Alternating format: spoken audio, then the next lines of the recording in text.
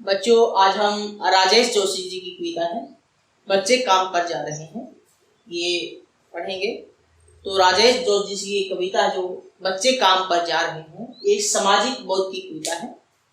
इसमें कवि ने सामाजिक और आर्थिक विडंबना के कारण जो बच्चे काम पर जा रहे हैं और उन बच्चों का जो समय खेलने कूदने पढ़ने का था, उस समय पर वो उस ठंड में बाहर निकल करके और काम करने के लिए जा रहे हैं, यानी कि बाल मजदूरी, यानी कि यहाँ पर बाल मजदूरी के का यहाँ पर वर्णन किया है और उसके ऊपर चिंता करती है। आइए जानते हैं इस कविता का सरल शब्दों में हम समझते हैं। देखिए, कोहरे से ढकी सड़क पर बच्चे काम पर जा रहे हैं। कोहरा क्या होता है?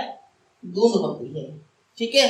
जब सर्दी का मौसम होता है और धुंध पड़ती है और पूरी सड़कें ढकी होती है कोहरे से, और उस कोहरे में बच्चे काम करने के लिए उस हैं, और बच्चे वो छोटे छोटे नन्हे नन्हे बच्चे कहाँ जा रहे हैं? काम पर जा रहे हैं। उनकी मजबूरी है, आर्थिक मजबूरी है, वो उनको काम करना पड़ रहा है। जो समय उनका पढ़ने लिखने का था, उस समय उनको काम पर जाना पड़ रहा है। उसके बाद देखिए क्या कहते हैं, सुबह सुबह बच्चे काम पर जा रहे हैं। हमारे समय की सबसे भयानक पंक्ति है यह, भयानक है इसे विवरण की तरह लिखा जाना। कवि क्या कहते हैं कि सुबह सुबह बच्चे काम पर जा रहे हैं, और सुबह सुबह क्या है? बच्चे काम पर जा रहे हैं। हमारे समय की सबसे भयानक पंक्ति है। पंक्ति क्या होता है? कतार। पंक्ति क्या होता है? कतार। हमारे समय की सबसे खतरनाक, सबसे दुष्कर ये पंक्ति है, कतार है। यह भयानक है इसे विवरण की तरह, इसे कोई वर्णन की तरह नहीं लिखा जाना चाहिए, बल्कि इसे कैसे लिखा जाना चाहिए? लिखा जाना चाहिए इसे सवाल की तरह, एक प्रश्न की तरह लिखा जाना चाहिए कि काम पर क्यों जा रहे हैं बच्चे।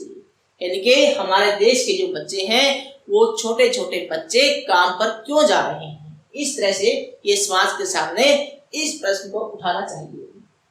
क्या अंतरिक्ष में गिर गई हैं सारी गेंदें? कवि कहते हैं, क्या उनकी सारी गेंदें अंतरिक्ष आसमान में गुम हो गई, नष्ट हो गई हैं? क्या दिमकों ने खा लिया है सारे रंग बिरंगी किताबों को?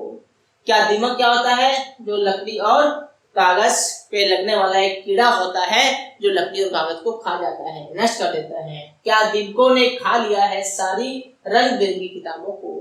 क्या बच्चों की रंग बिरंगी किताबों को उस दिमक कीड़ा ने समाप्त कर दिया है, नष्ट कर दिया है? क्या काले पहाड़ के नीचे दब गए हैं सारे खिलौने? क्या बच्चों के सारे खिलौने उस काले पहाड़ के नीचे दब गए हैं, अर्थात सब कुछ नष्ट हो गया है?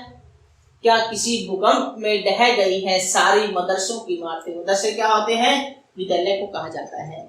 और क्या उस भूचाल में, भूकंप क्या होता है? उस भूचाल में ढह गई हैं सारे विद्यालय की इमारतें, नष्ट हो गई हैं। क्या सारे मैदान, सारे बगीचे और घरों के आंगन खत्म हो गए हैं? कवि कहता है कि क्या बच्चों के खेलने के जो मैदान हैं, बगीचे हैं, घरों के जो आंगन है, वो सब कुछ नष्ट हो गया है एकाएक, यानी कि अचानक से क्या वो नष्ट हो गया है? तो फिर बचा ही क्या है इस दुनिया में? अगर उन बच्चों का एक बचपन ही छिन जाएगा, तो इस दुनिया में फिर बचेगा ही क्या? अगर ऐसा हुआ है वास्तव में, तो उन बच्चों की जिंदगी से अगर उनका बचपन छीन लिया गया है, तो फिर बचेगा क्या इस जिंदगी का, इस संसार का? तो व्यर्थ है।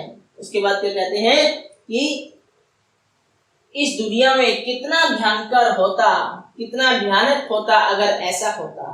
अगर ये सारी चीजें नष्ट हो जाती तो बहुत भयानक होता, डरावना होता। लेकिन अब क्या है? तो फिर बचा ही क्या इस दुनिया में? कितना भयानक होता अगर ऐसा होता। भयानक यह है कि सारी चीजें हसब मामूल है।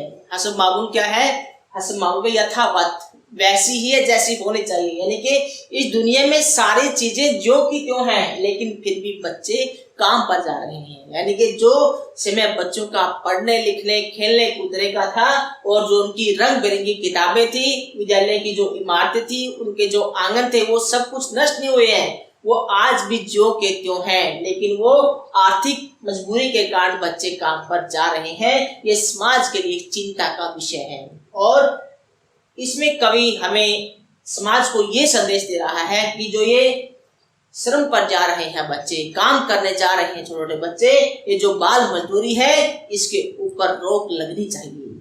हमें ये संदेश समाज को वो प्रदान कर रहे हैं। धन्यवाद।